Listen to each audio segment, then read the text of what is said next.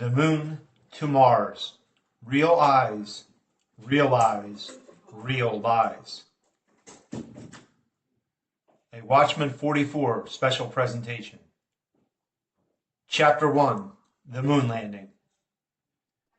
If I were to say, my fellow citizens, that we shall send to the moon 240,000 miles away from the control station in Houston, a giant rocket more than 300 feet tall, the length of this football field, made of new metal alloys, some of which have not yet been invented, capable of standing heat and stresses several times more than have ever been experienced, fitted together with a precision better than the finest watch, carrying all the equipment needed for propulsion, guidance, control, communications, food, and survival, on an untried mission to an unknown celestial body, and then return it safely to Earth, re-entering the atmosphere at speeds of over 25,000 miles per hour, causing heat about half that on the temperature of the sun, almost as hot as it is here today,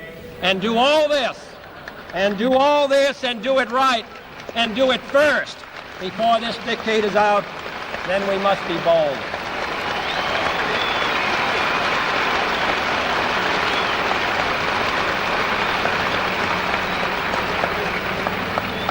I'm the one who's doing all the work, so we're just going to stay cool for a minute. However, I think we're going to do it. And I think that we must pay what needs to be paid. I don't think we ought to waste any money, but I think we ought to do the job. And this will be done in the decade of the 60s. It may be done while some of you are still here at school at this college and university. It will be done during the terms of office of some of the people who sit here on this platform. But it will be done. And it will be done before the end of this decade. And I am delighted that this university is playing a part in putting a man on the moon as part of a great national effort of the United States of America.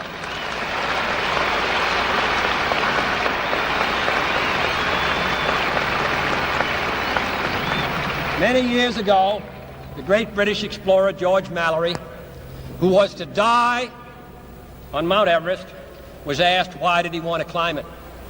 He said, because it is there. Well, space is there, and we're going to climb it. And the moon and the planets are there. And new hopes for knowledge and peace are there. And therefore, as we set sail, we ask God's blessing on the most hazardous and dangerous and greatest adventure on which man has ever embarked. Thank you.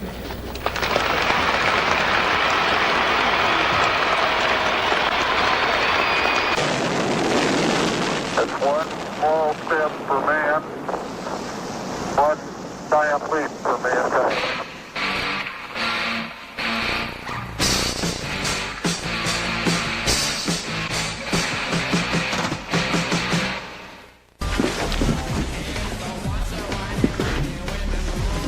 No way! That's great! How that would affect your Christmas. I made that whole thing up. What? I'm sorry. I guess I just wanted to seem interesting. I guess there's a real danger of that on this show. There's a pressure. Well, yeah, people come out and they've run out of anecdotes, you know, and they just start making stuff up. Yeah. Like that Neil Armstrong guy. Have you seen him on the talk shows? Neil Armstrong, you mean the first man to walk on the moon? Talk about a fish story. Yeah. Man, and they're buying it. Oh, yeah.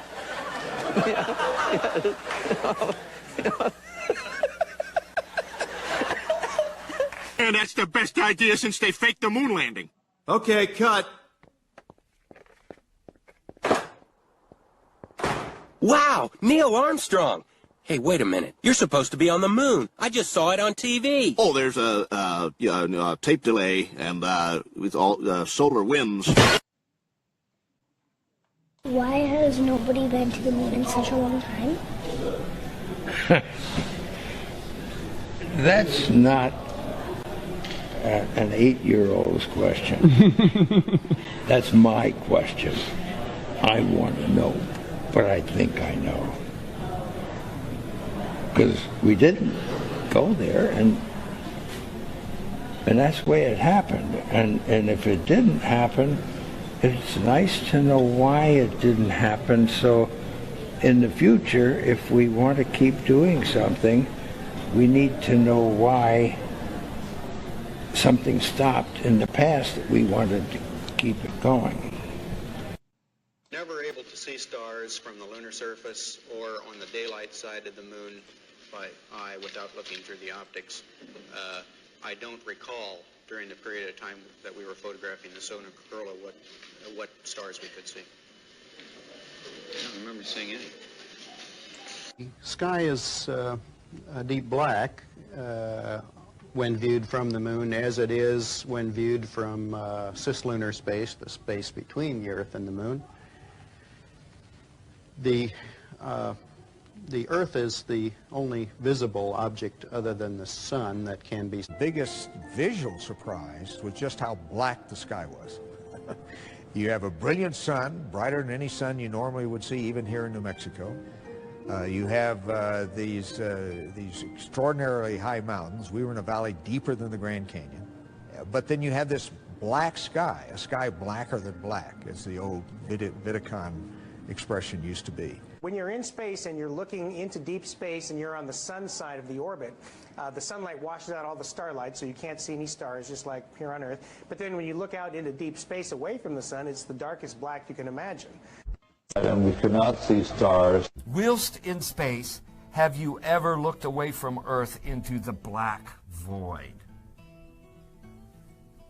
Yeah. So because you can see. Because you can see the stars. Oh yeah. You know, and pretty much all the time you can see the stars. But we can also see stars if we're on the dark side of Earth and planets. When I look out at the stars and I see so many stars and planets and. If you're there in the daytime of the moon, you see a full night sky of stars, even with the sun in the sky as well. There really are billions and billions of stars, and you can see them. In fact, they're so numerous, it's very difficult to pick out the constellations you and I see here on the ground. And I live in Colorado, and you get up on a clear night in Colorado up in the mountains where there's no light, and you can see all these stars. Well, multiply that by 1,000. That's what it's like in space. And then when you're outside doing a spacewalk, and you have that one or two opportunities where you can let your eyes adjust, you can start to notice that some of the stars have colors we don't see here on the ground. There are a lot of lights out there. There are a lot of stars, and they're all fixed relative to each other. The sky, of course, was black. Sky is almost white with the light of the universe, with the uncountable number of stars. It's an unfathomable blackness, with a texture you feel like you could stick your hand into. It was all recorded on these telemetry tapes. So where is this hard evidence? I haven't seen anything that indicates the telemetry data is even in existence, and as I said, even if we had it, we don't have the machines to play it back. But your own research has shown the telemetry data is missing. That's right. Could this be true, mankind's first interplanetary exploration, and the original science data is missing? 11, this is Houston, radio check, over. If it's anywhere, it should be here at NASA's Goddard Space Center in Maryland. Doesn't have it either. The Smithsonian doesn't have it. Johnson doesn't have it. Right. We've been unable to track it down. I mean, we don't know where this telemetry data ended up, and we don't know what path it may have taken. So, unfortunately, I'm afraid I can't really give you much of a clue as to where this data ended up and whether it still exists or not. I'd go to the moon in a nanosecond. The problem is we don't have the technology to do that anymore. We used to, but we destroyed that technology, and it's a painful process to build it back again. So, I mean, like on the space station, how many of these would you have? 7, because we have 7 windows. What happens if you get a leak on that? Then you have a leak. You just have a leak. And what you would do is... You lose air. Yeah, you would probably seal the whole cupola off. And then there's probably a plan, I don't know off the top of my head, but there's probably a plan for replacing the mechanism. Might require a spacewalk. So my question is, how can you operate a lid on the outside of the space station by manipulating something mechanical on the inside of the space station without losing air pressure. It's called real good engineering. Okay, you heard Don Pettit. This next-generation spacecraft will enable America to explore beyond low Earth orbit. We must solve these challenges before we send people through this region of space. Right now, we only can fly in Earth orbit. That's the farthest that we can go. The kinds of technologies that we're testing out on Space Station are definitely helping us with our goals of going beyond low Earth orbit. Early in the next decade, a set of crewed flights will test and prove the systems required for exploration beyond low Earth orbit. On Orion. Naturally, we have to pass through this danger zone twice, once up and once back. But Orion has protection. Shielding will be put to the test as the vehicle cuts through the waves of radiation. Sensors aboard will record radiation levels for scientists to study. We must solve these challenges before we send people through this region of space.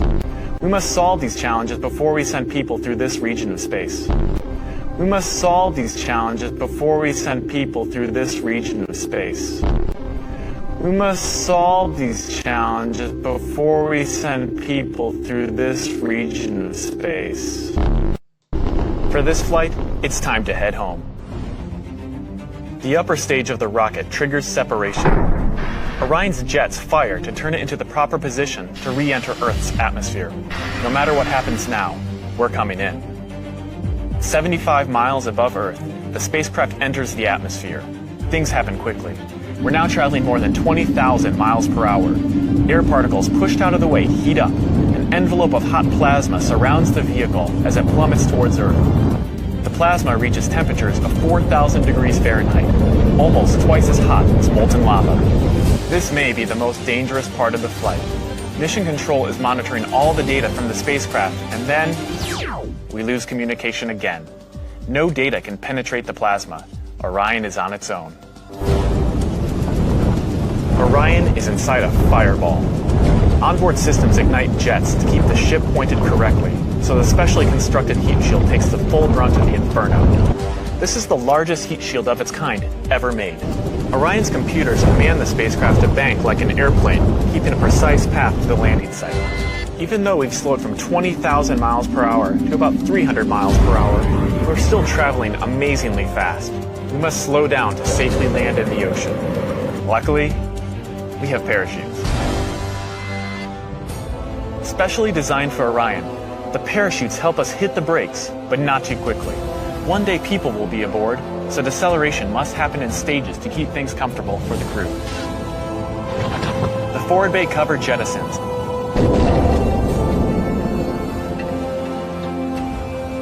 Two drogue chutes deploy and slow the returning spacecraft down to 175 miles per hour.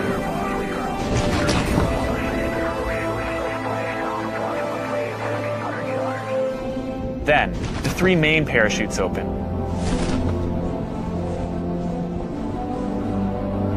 Once fully engaged, this canopy would cover an American football field. It takes parachutes this size and strength to slow our descent to 20 miles per hour, and then splashdown. For this first flight, we won't have astronauts inside, but we still have some very precious cargo. The flight data from this mission is stored inside the Orion spacecraft. While our flight might be over, there is still a lot of work to do. Onboard sensors recorded every detail, from launch to flying in space, to re-entry to landing.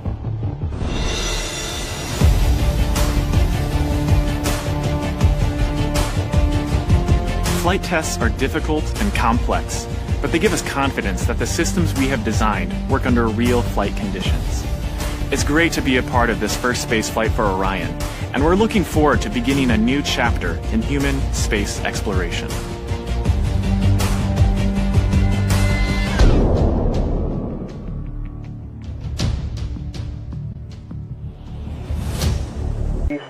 Nine, 8, 7, 6, 5, 4, 3.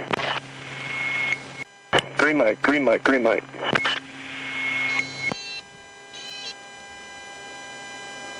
Load clear, load clear.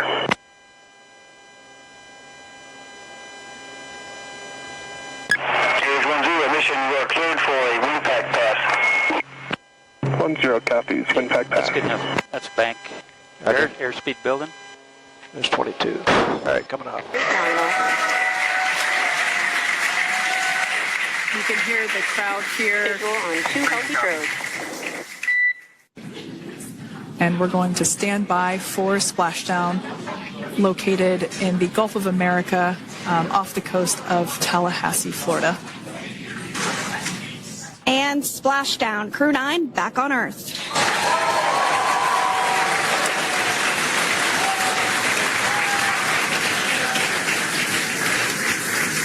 Back from space, pitching and rolling in the West Atlantic, but right side up and ready for recovery, Apollo 7 and its 3-man crew. Helicopters and frogmen from the aircraft carrier Essex prepared to hoist astronauts Walter Schirra, Don Isley, and Walt Cunningham aboard after their incredibly successful 11-day mission. Their Earth orbit covered over 4.25 million miles and was a prelude to a round-the-moon and back voyage scheduled for December. And SpaceX Freedom, splashdown. Good main release. Copy, splashdown. We see main chutes cut. Nick, Alex, Butch, Sunny, on behalf of SpaceX, welcome home. Sunny Williams out of that SpaceX capsule here on planet Earth. 99, proceeded, 3, 2, 1, ignition. Right away, Houston. That's your good.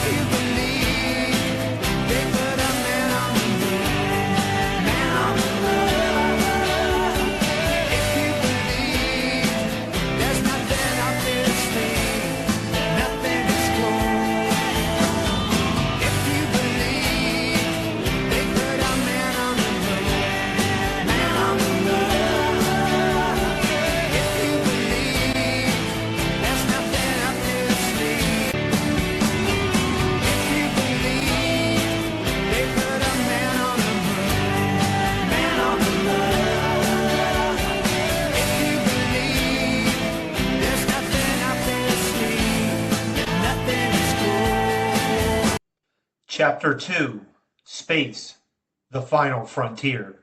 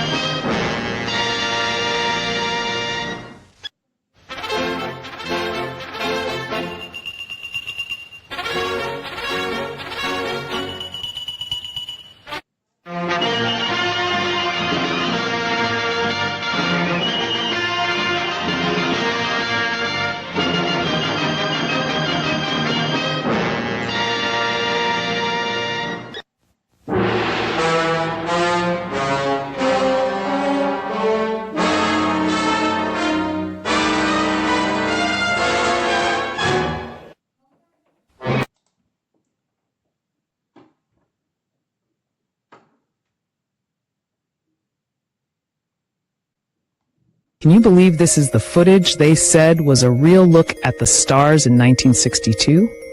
This was Project Stargazer, a U.S. Air Force experiment where Captain Joseph Kittinger and astronomer William White floated to 82,000 feet in a high-altitude balloon. The goal? To observe the stars without atmospheric interference, before space telescopes even existed. But the mission wasn't just about looking at stars. Stargazer was designed to test how well astronomers could make observations from near space, long before modern technology made it easier. The two men were crammed into a tiny open gondola, wearing bulky pressurized suits to survive the extreme cold and lack of oxygen.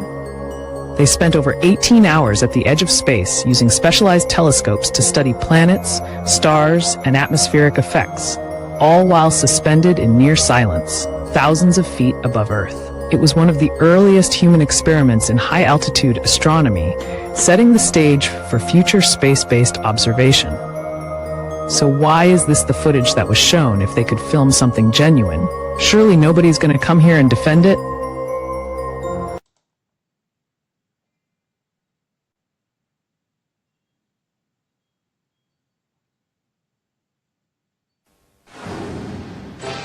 Now available to own on video cassette. Hey, Bill Nye the Science Guy here. My video's got it all. It's got romance, daisies, action, adventure, science, chills, spills, bills. I'm Bill Nye. Laughter. Ha! Is that about it? What about the science, Bill? Oh, it's science. It's got science. It's a science video. It's a video of science. So naturally, you know, it has some science in it. Now, one thing I really want your generation to embrace is that the Earth is a closed system. We cannot leave the Earth. There's no place to go. For man, one giant leap.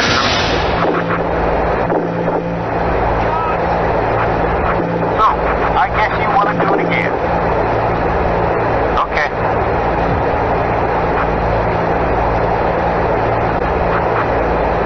Sorry, Mr. Working. I perpetrated a huge fraud, which I am now about to detail. Okay. Involving the United States government and NASA. All right. And I'm sure you've heard the rumors. The moon landing hoax? That's right.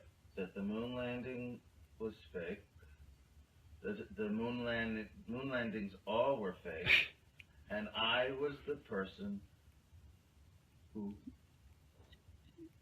filmed it. But why did they have to fake it? Why?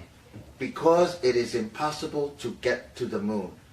The government said we'll kill you if you say anything. I mean, that's a standard top secret sort of penalty. It's understood, even if it's not said. Right, but they did say it to you, I presume.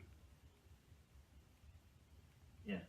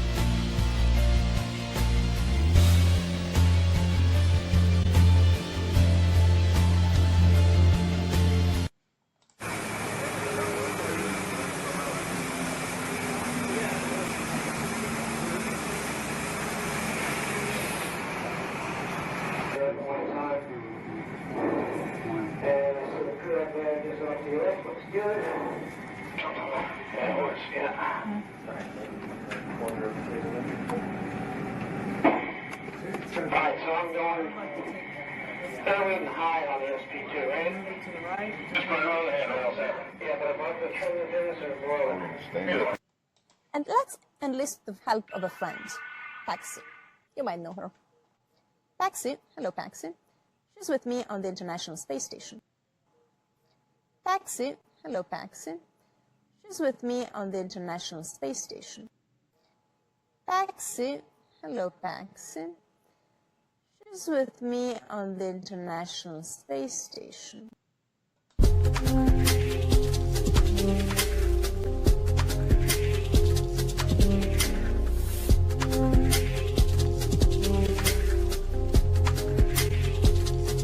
In the pilot seat during this operation, sort of monitoring the motion of the vehicle, making sure that it was steady and that there were very few vibrations of any sort.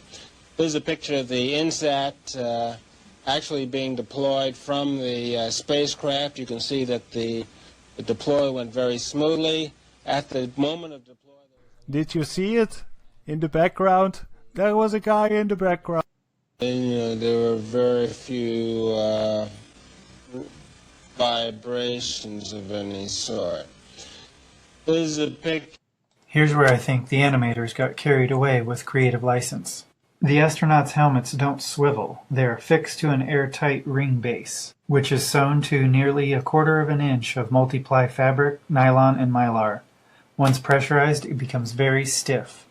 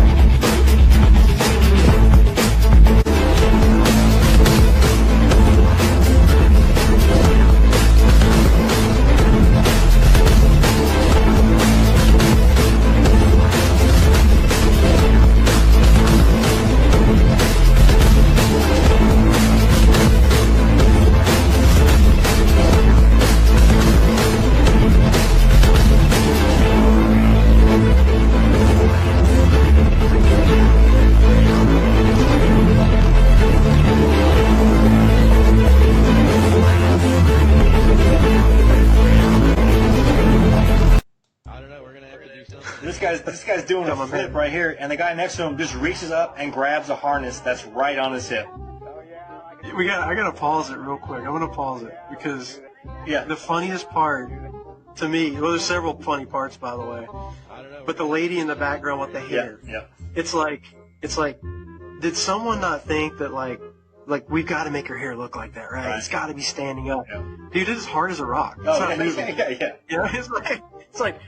This is supposed to, we must be in space. Look at her hair. Like, obviously, there's this thing called hairspray. So here goes this guy doing a backflip, and then gravity just, like, gravity goes away. They must have found a pocket. Gravity goes away, and he fell. Yeah. Or he got caught up in that harness he's wearing.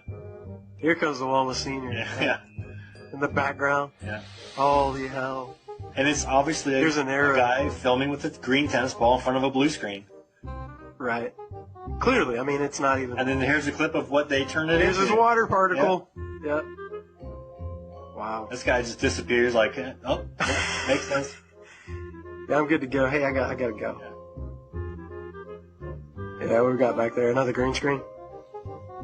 And this guy... The ones where they're doing the... he's hanging his shirt. Like, you can see, like, It's not even good. You can clearly see the artist. It's like if you take your hands right now and you grab your shirt and you just pull out. Like it's... This one's my favorite right here. Green the guy goes to reach for... Yeah, what a doofus. But watch their thing at the end. I think this guy's always in it, man. He's the biggest clown, He's the worst. Like, they gotta be like, hey, Bob, we gotta get you out of here, bro. Like, you're blowing our... Look at this. Let me reach up there. Oh, wait. Oh, kung fu. Here, I'm gonna pause it real quick. So we have to. We got to expand. So I imagine this guy in the green that's doing this flip. Like when they're practicing, they're like, "Oh, this guy's got the shit, man. He nails every flip, and you can never tell, right?" So he's like the practice king of flips. But then whenever they go to film it, he gets nervous and he spoofs it up and grabs his harness because he is the most. He's Ray Finkel. Yeah, terrible, man. And all of that happened in a little town called York, Maine, across the United States from where we're talking to you right now. And all of that happened in a little town called York, Maine, across the United States from where we're talking to you right now. And all of that happened in a little town called York, Maine, across the United States from where we're talking to you right now. Space may be the final frontier, but it's made in a Hollywood basement. Space may be the final frontier, but it's made in a Hollywood basement. Space may be the final frontier, but it's made in a Hollywood basement. Space may be the final frontier, but it's made in a Hollywood basement.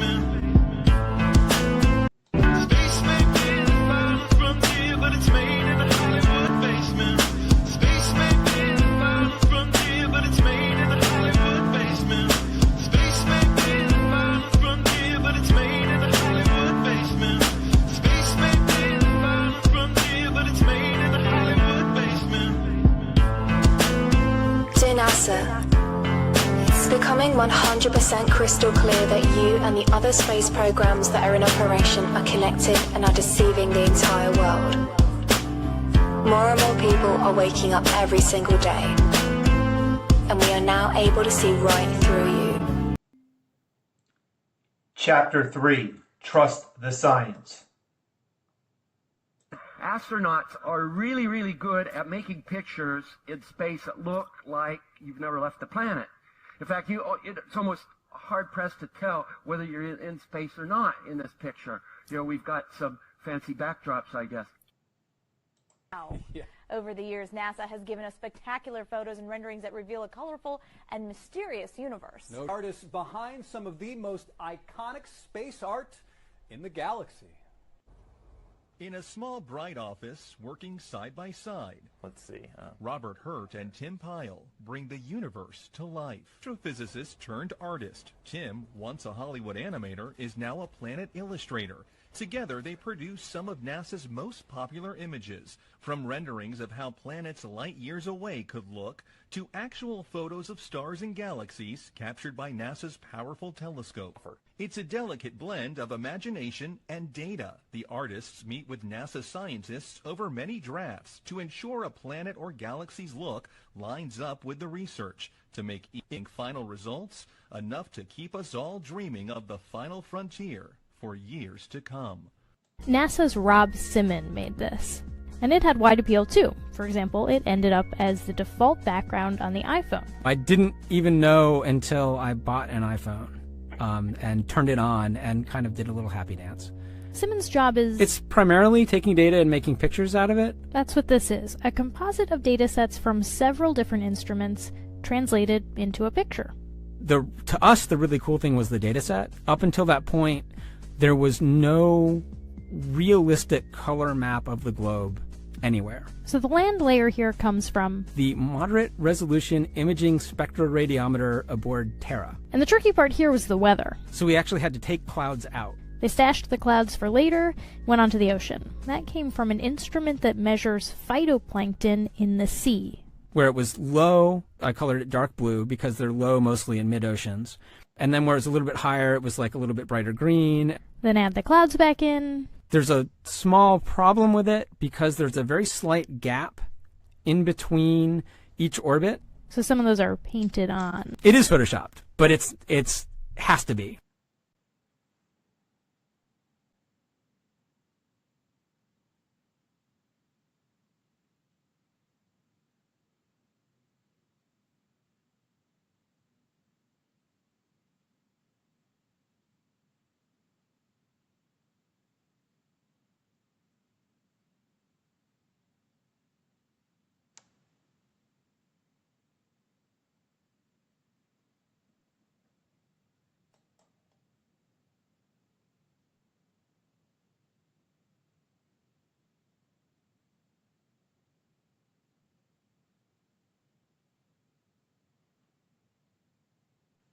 you may expect everything up here in microgravity to float, because most everything does float.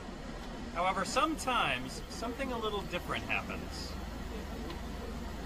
Sometimes you just might find a little pocket of gravity. Het wordt de urine opgevangen en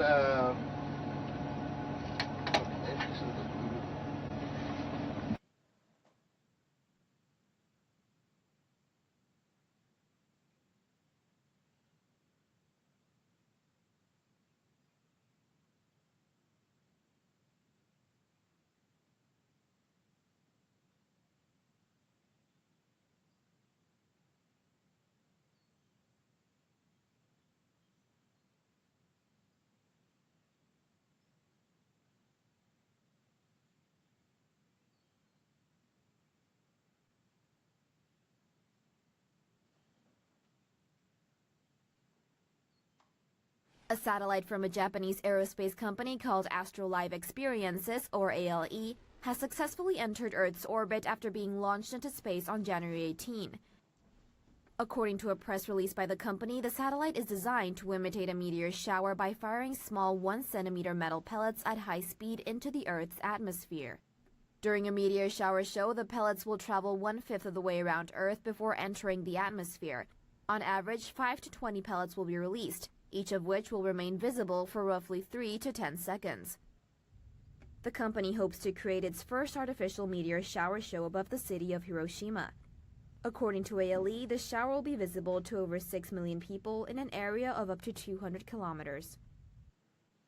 9 is capable of actually carrying 10 satellites into space. So this thing is massive in its own right.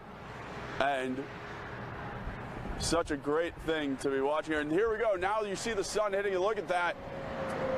Really taking off now. My goodness.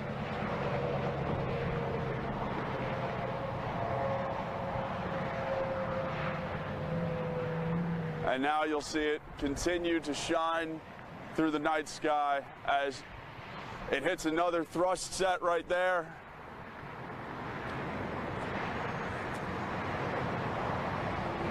Just see the trail it's leaving behind. Absolutely amazing. And to describe it to you from, I mean, you can see it, but from the ground, it almost looks as though a cloud of smoke with its own mind is just shooting through the sky. This is absolutely incredible.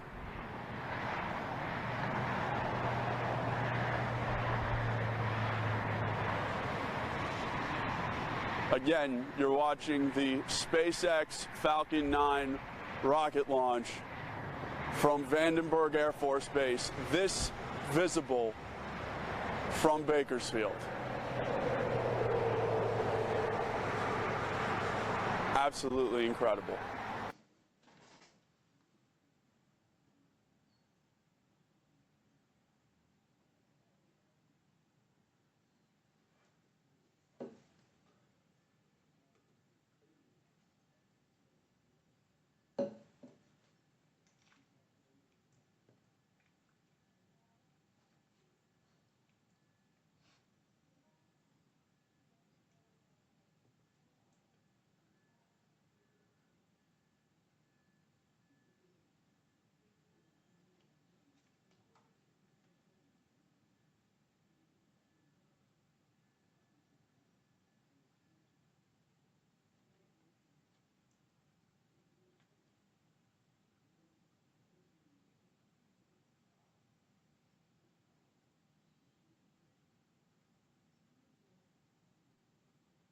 So we began to think, wow, we're going to need to have a manufacturing system that can manufacture many, many of these balloons. We're going to need to have a mission control system that can keep track of the balloons. We're going to need to have an operations team that can launch these balloons and then recover them when they're ready to come down. So each piece of the process got to be bigger. It had to scale up. It was pretty challenging, getting the balloons to be more durable and more long-lasting. For a while, many of them leaked for some reason or another, and they would come down over the course of a few hours or a few days. It was like a detective job to figure out what was introducing tiny leaks. Now our balloons last over 100 days. At first, it would take us 3 or 4 days to tape together a balloon. Today, through our own manufacturing facility, the automated systems can get a balloon produced in just a few hours. We're getting close to the point where we can roll out thousands of balloons. Thousands of balloons. In the beginning, it was all we could do to launch 1 balloon a day. Now with our automated crane system, we can launch dozens of balloons a day for every crane we have. To steer 1 balloon, left or right, you actually go up or down. And that's because in the stratosphere, the wind goes slightly different direction at a different altitude. To provide continuous internet service, you're talking a complex choreography where thousands of balloons are being steered and programmed all in an automated fashion. So another balloon is coming just at the right time to take its place of the one that left. Our mission control system allows us to track every balloon and lets us optimally position the balloons to provide coverage exactly where the people needing internet coverage are. We can track the location and projected trajectory of every balloon from the moment we launch it, on the way up till it reaches altitude, from the time we decide it's ready to bring it down, all the way down the descent till it's spot on the ground. With our system, we use LTE, which is a common protocol that most of the telcos around the world use. So anyone with a smartphone anywhere in the world will be able to get internet access. One of the key things we do is we partner with the local telco in every country. In New Zealand, we're partnering with Vodafone. We like to think of ourselves as being very innovative in Vodafone New Zealand, so we thought this was a great partnership. Project Loon allows cell phone companies and internet providers to provide an internet to communities that don't have it. Ultimately, the goal of any internet service provider is to have 100% geographic coverage and all the capacity and speed that people expect. Project Loon will help deliver that. If you look at the system today, it's amazing how much more advanced it is. From being 10 times higher data rate, to the balloons lasting over 10 times as long, to the steerability of the balloons, We've flown in the tropics, we've flown in the Arctic regions. The technology is working. We're getting close to the point where we can bring the internet to people around the world. Transatlantic cable began ushering in global communications. And now tech giants are taking that undersea revolution a big step further. Here's Mark Albert. When you pick up the phone to reach out and touch someone across the oceans, it's only possible because of ships like the Global Sentinel. This is cable tank number 1. And what am I standing on right now? You're standing on fiber optic cable that's going to be laid from here towards Brazil. E-Connectivity Subcom, which calls itself the world's largest provider of under-ocean fiber optic cable. They're calling it in New Hampshire. So the cable we're walking on right now will be under the ocean carrying my phone call? Yes, it will. It's a good chance any call you make to South America. The machines use water jets to create a trench, allowing the cable to sink into the seabed and become buried. 95% of all telephone and data is transferred over submarine cables. Not satellite? Not satellite. 95% of all telephone and data is transferred over submarine cables. Not satellite? Not satellite. 95% of all telephone and data is transferred over submarine cables. Not satellite? Not satellite. It's called real good engineering. It's called real good engineering. It's called real good engineering. My heart and from my hand, why don't people understand my intention?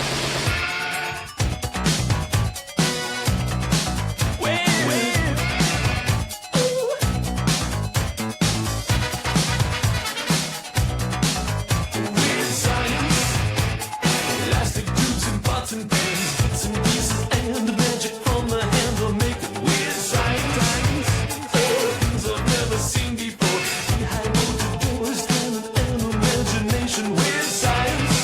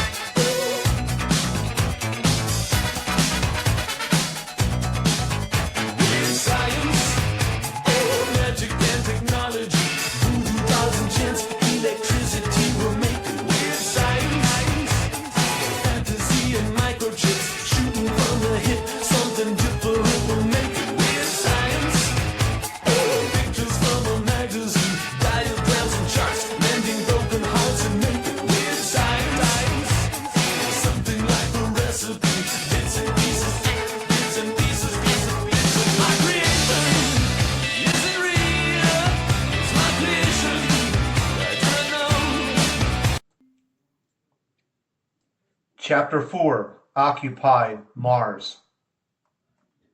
Pop star Katy Perry is set to shoot across the sky on board the next Blue Origin rocket. She's blasting off to space with an all-female crew, including broadcaster Gayle King. The mission is led by the partner of Jeff Bezos. I just... T-minus 2 minutes. There we go. It's just retracting. The bridge is retracting. We are about to go to space, everybody.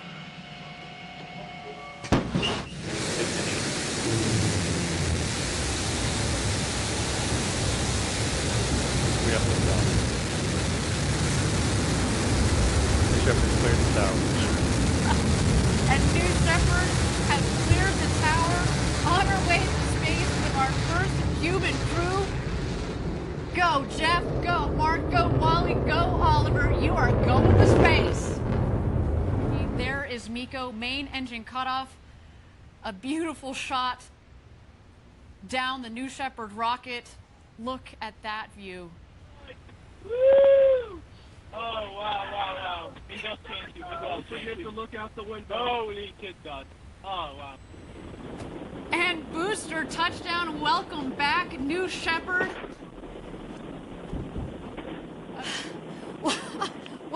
First up, your booster has landed. Booster landed. Stand by drogues. Stand by drogues.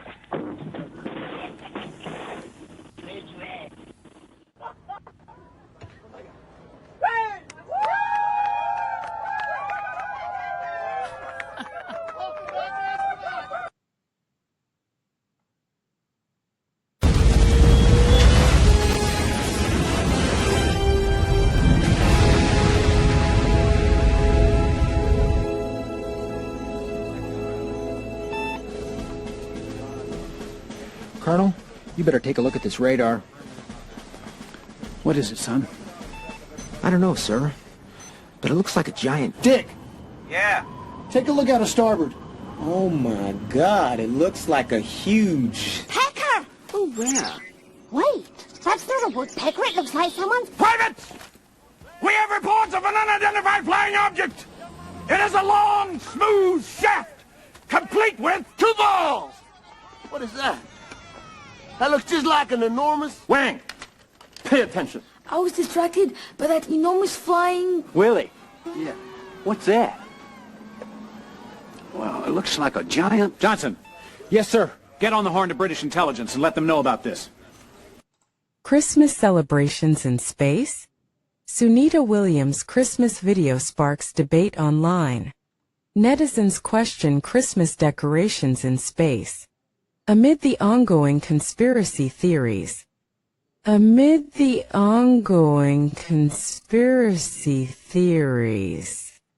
NASA reacts. NASA astronauts Sunita Williams and Butch Wilmore, who are currently stuck at the International Space Station, celebrated Christmas in space, sparking several conspiracy theories on social media.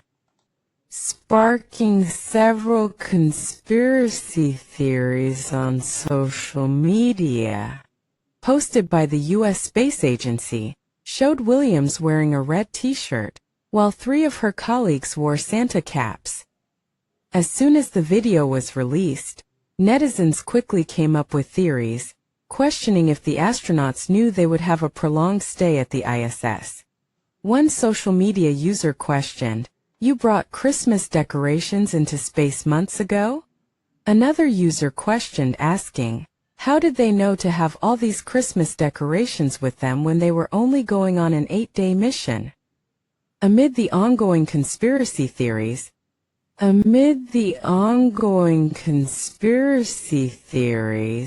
NASA has now finally responded. The U.S. Space Agency told a media network that the Santa hats, Christmas tree and other decorations and presents were sent to the ISS crew members as a part of a 3-ton SpaceX delivery in November 2024. The package also had Christmas meals including ham, turkey, potatoes, vegetables, pies, and cookies. They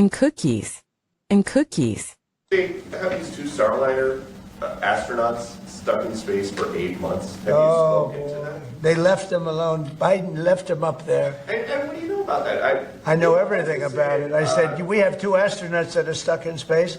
I have asked Elon, I said, do me a favor, can you get him out? He said, yes, he is preparing to go up, I think, in 2 weeks. What do you know about how this went down? Because he's saying that the Biden White House was offered some kind of SpaceX rocket to go get these guys, and they said no. That's what I heard. I can't tell you that, but that's what I heard. But Biden was embarrassed by what happened, and he said, leave them up there. I would have said, if you're embarrassed, you got to get them out. Elon is right now preparing a ship to go up and get them. I'm sure that they will see this in space. What is your message? So we love you, and we're coming up to get you, and you shouldn't have been up there so long. The most incompetent president in our history has allowed that to happen to you, but this president won't let it happen. We're going to get them out. We're coming up to get you. I've authorized Elon. I said, can you get them out? Because, you know, they've been left up there. I hope they like each other, but maybe they'll love each other. I don't know. But they've been left up there. Think of it. And I see the woman with the wild hair, good solid head of hair she's got. There's no kidding. There's no games with her hair. But when you do eventually colonize Mars, what are you planning on doing to make it habitable? Well, at first, you would have to have a life support system because Mars has a low-density atmosphere, only about 1% the density of Earth, and it's primarily CO2. And if you warm Mars up, there's a bunch of frozen CO2 that will evaporate, densify the atmosphere. Mars is about 50% further away from the Sun than the Earth. And it's believed at one point in time, Mars had a much different environment, right? It appears highly likely that Mars had liquid oceans. Mars is covered in ice. And now the ice is then covered in dust, mostly except at the poles. I believe if Mars was warmed up, you'd have an ocean about a mile deep on 40% of the planet. What's the prevailing theory of its demise? Just over time, the solar system cooled. The very early Earth was like molten rock. We're still mostly a wall of lava. We're like creme brulee, like there's a thin crust, a thin crust on liquid rock.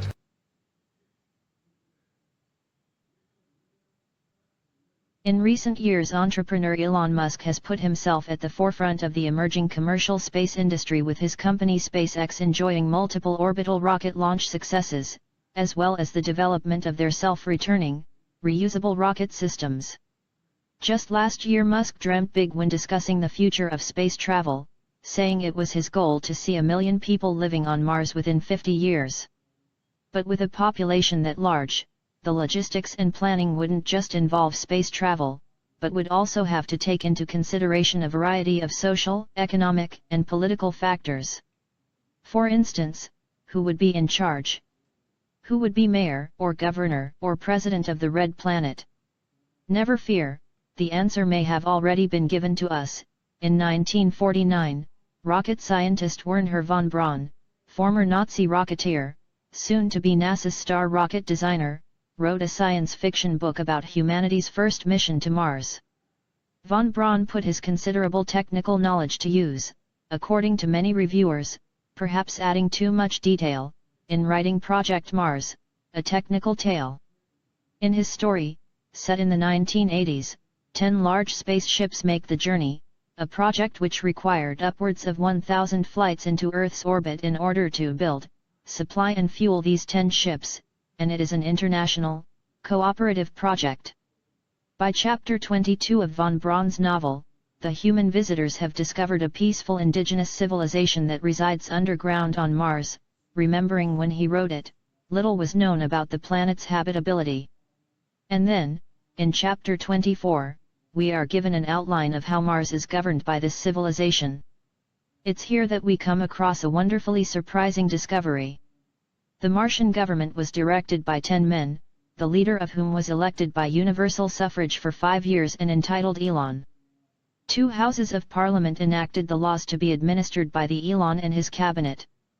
The upper house was called the Council of the Elders and was limited to a membership of 60 persons, each being appointed for life by the Elon as vacancies occurred by death. In principle, the method was not unlike that by which the College of Cardinals of the Roman Catholic Church is appointed.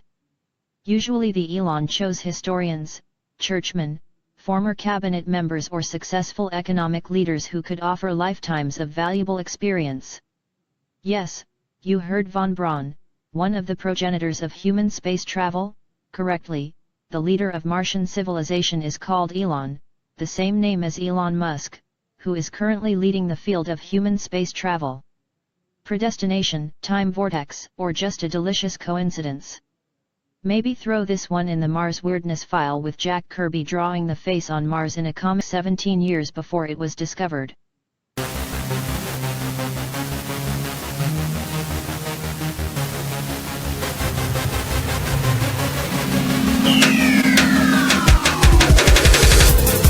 Last week, NASA, the biggest black-budget black hole in existence, sucking in $52 million of American taxpayer money every single day, just spent $2.3 billion of your dollars to allegedly land a remote control car on Mars for the 5th time.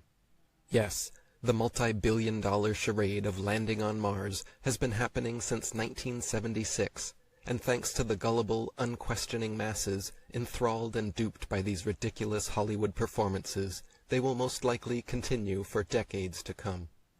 To begin with, the tiny reddish circular light in the sky known as Mars is not a spherical terra firma world millions of miles away capable of landing a rover on. All of the so-called planets were known to the ancients as wandering stars, because they differ from the fixed stars in their relative motions only. To them, stars were not spherical worlds millions of miles away, or suns trillions of miles away, as we are brainwashed to believe they are today. Stars were and are simply luminaries, immaterial lights in the sky, several thousand, not millions, of miles away, that revolve over and around the Earth.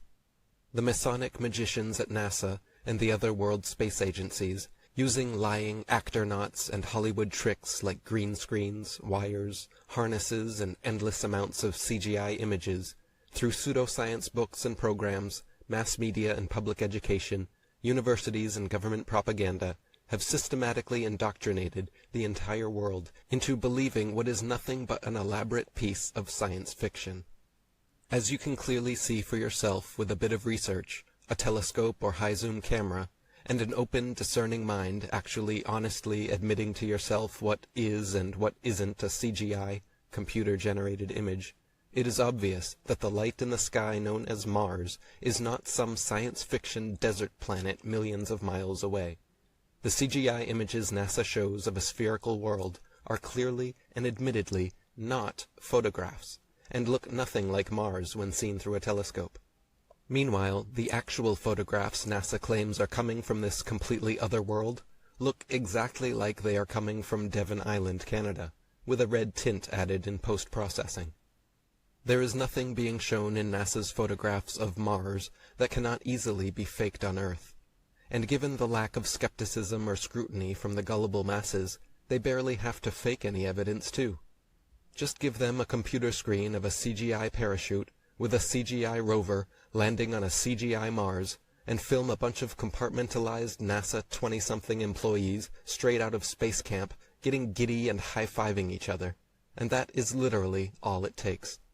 The unquestioning masses now thoroughly believe NASA has landed their 5th remote control car tens of millions of miles away and are receiving photographs from it through the internet.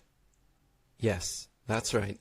How do you think NASA sends and receives all data to and from this remote control car? They apparently have internet technology so strong and fast that they can operate a remote control vehicle from tens of millions of miles away. Do we, the public, have any independent evidence whatsoever that such technology actually exists? Of course not. They are pressed on such matters, like the original moon landing tapes, LEM blueprints, telemetry data, and other physical proof. NASA says they filmed over the original moon landing tapes and conveniently lost all the physical evidence.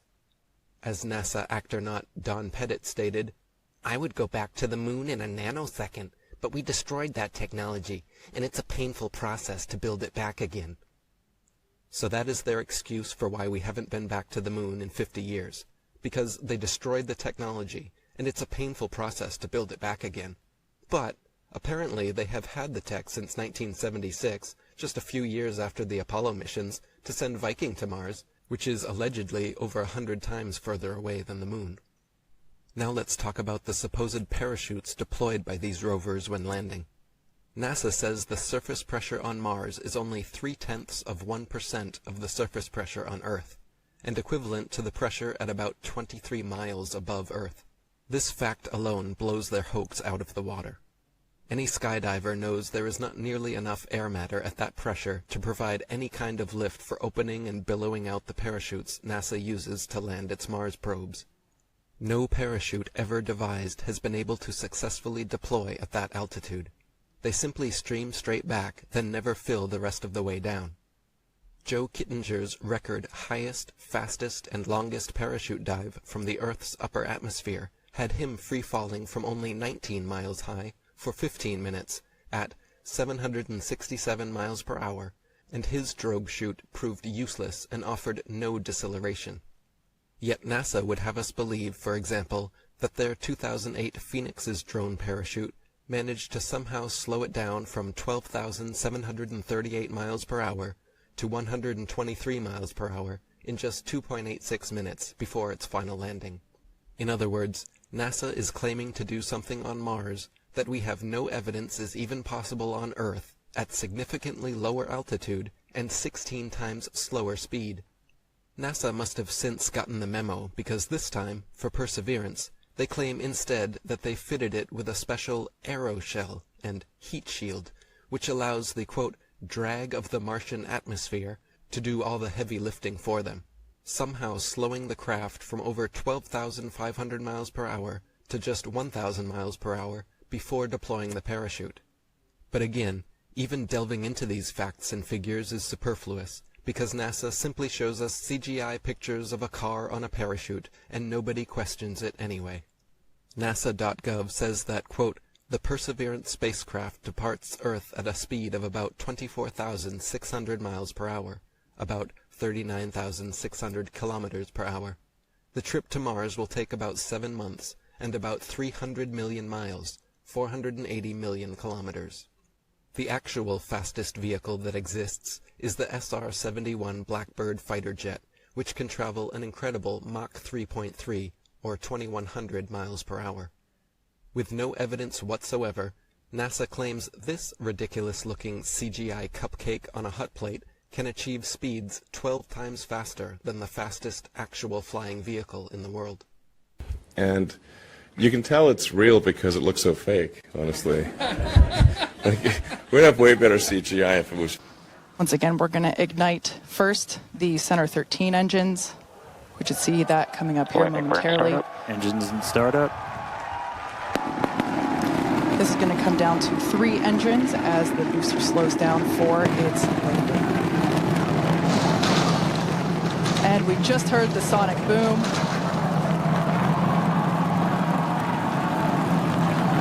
What an incredible sight to see the super heavy booster gliding down into the chopstick arms once again.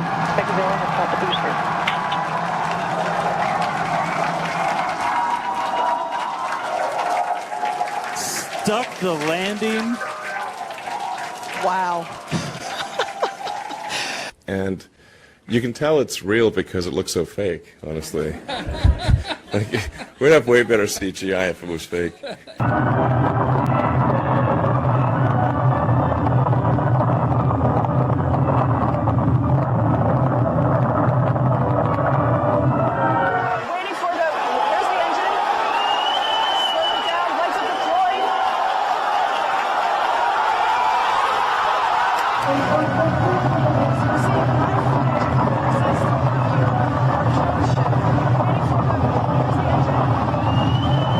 And you can tell it's real because it looks so fake, honestly. We'd have way better CGI if it was fake. Ever wondered what it would be like to see a circus act in space? Well, keep watching. The Russian space agency's Roscosmos TV has released a video showing just that. Members of the International Space Station crew of Expedition 3940 performing all types of circus tricks. According to the TV station, the video was filmed last year but was only released recently. jugglers, sideshow freaks, lion tamers, and football players. We're in the boredom-killing business. So if you want the truth, go to God. But man, you're never gonna get any truth from us. We'll tell you anything you want to hear. We lie like hell. We'll tell you that Kojak always gets the killer and that nobody ever gets cancer in Archie Bunker's house. And no matter how much trouble the hero is in, don't worry, just look at your watch. At the end of the hour, he's going to win. We deal in illusions, man. None of it is true. But you people sit there day after day, night after night, all ages, colors, creeds. We're all you know. You're beginning to believe the illusions we're spinning here. You're beginning to think that the tube is reality and that your own lives are unreal. You do whatever the tube tells you. You dress like the tube. You eat like the tube. You raise your children like the tube. You even think like the tube. This is mass madness, you maniac.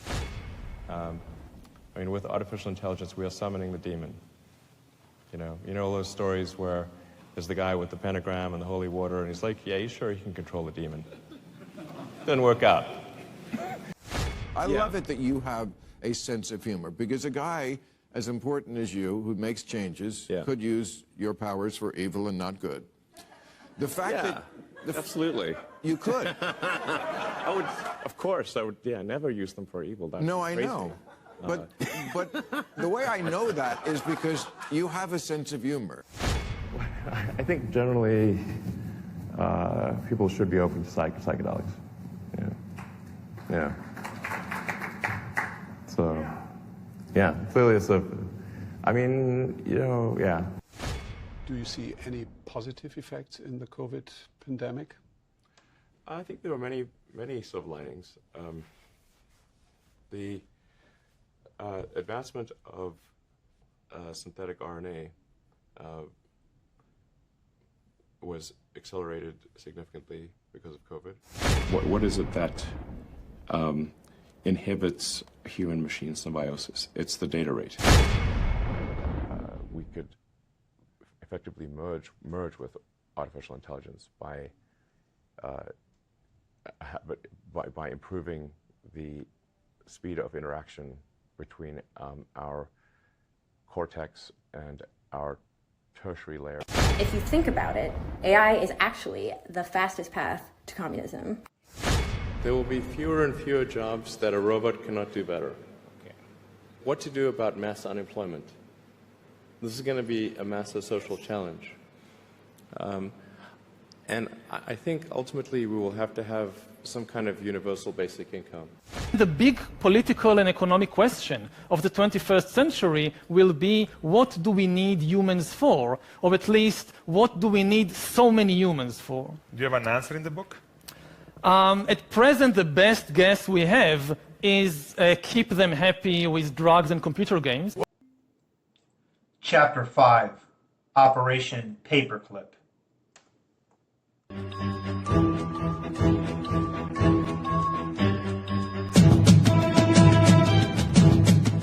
When Alan Dulles brought in all the Nazi scientists and so forth, they went to two places. They went to CIA and they went to the National Aeronautics and Space Administration, which in our world we call it not a space agency.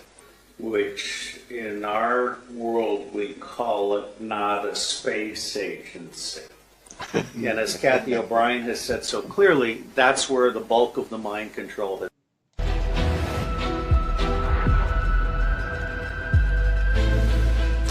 In 1945, a Polish lab technician discovered pieces of paper floating in a toilet at Bonn University. Little did he know, the discovery would trigger one of the most controversial intelligence initiatives in United States history. When around 1,600 Nazi scientists were recruited to the U.S. Those pieces of paper were fragments of the Ausenberg list, a roll call of Nazi Germany's top scientists, rocketeers, and engineers. Nazi leaders aimed to identify and reassign them from the battle to the laboratory in the desperate hope of turning the tide of the war. But when the war in Europe ended and Nazi Germany was defeated, news of the Ausenberg list made it into the hands of U.S. intelligence. where it was seen as an opportunity for the U.S. government to recruit the scientists for themselves. At the end of the war, and with the approval of President Harry S. Truman, Operation Paperclip commenced in 1945. It was so secret, even the Justice Department's Nazi hunters, whose job it was to track down Nazis for criminal prosecution, didn't know of its existence. Between 1945 and 1959, around 1,600 Nazi scientists were recruited as part of the operation. Many had previously served as high-ranking Nazi officials, including infamous aerospace engineer Wernher von Braun, creator of the Third Reich's deadly V-2 rockets, weapons used to bomb London, England during the war. Due to Operation Paperclip, von Braun became director of NASA's Marshall Space Flight Center and the chief architect of the Apollo moon landing launch vehicle. With the successful firing of the Saturn, a gigantic stride has been taken in the exploration of space. Specialists in chemistry, physics, and electronic engineering were also hired. The roughly 1,600 scientists and their $10 billion in technical and intellectual secrets that included patents and industrial processes were considered intellectual reparations and a part of Germany's war reparations. Details of the covert operation finally came to light in 1958 when Time magazine ran a story on Wernher von Braun. Yet despite the publicity, no paperclip recruits were ever charged or held accountable for their war crimes. And many went on to live happy, successful lives as U.S. citizens. What can happen when ethical lines are challenged or crossed by the government? By the time she lands in September, her tally will be 666 days in space. Her tally will be 666 days in space. Her tally will be 666 days in space.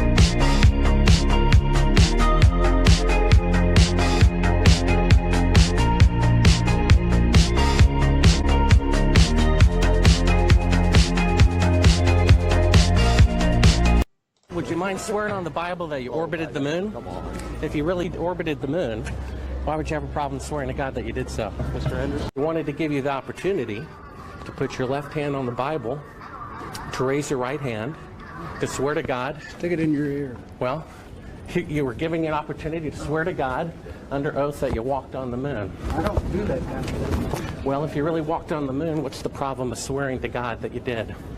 Do you believe in God? You want me to knock you in the head? Why don't you swear on the Bible that you walked on the moon? Please.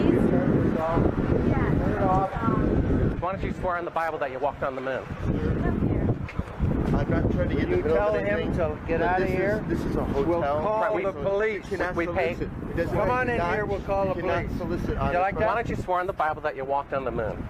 It doesn't, sir, I don't have nothing to do with this. I'm asking you to swear on the Bible that you orbited the moon. Would you please go away? Well, if you really orbited the moon, why won't you swear in the Bible that you did so?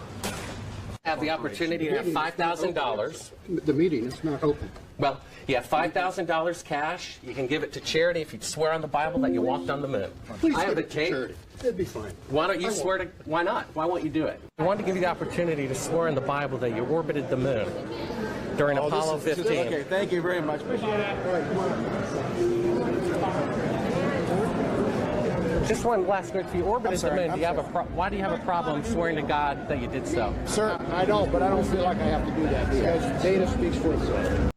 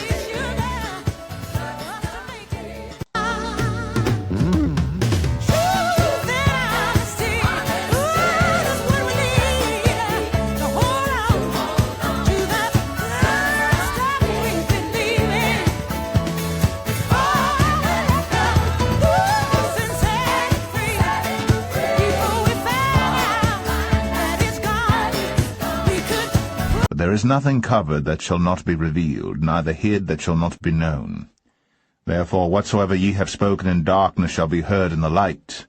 Coming soon, the next Watchman44 special presentation, the coming alien deception.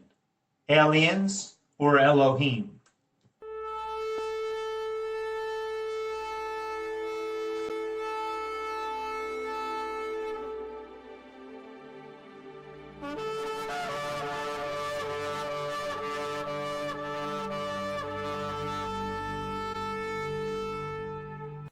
A watchman's warning. But if the watchman sees the sword coming and does not blow the trumpet to warn the people, and the sword comes and takes someone's life, that person's life will be taken because of their sin. But I will hold the watchmen accountable for their blood. Please share this video. Thank you. The end.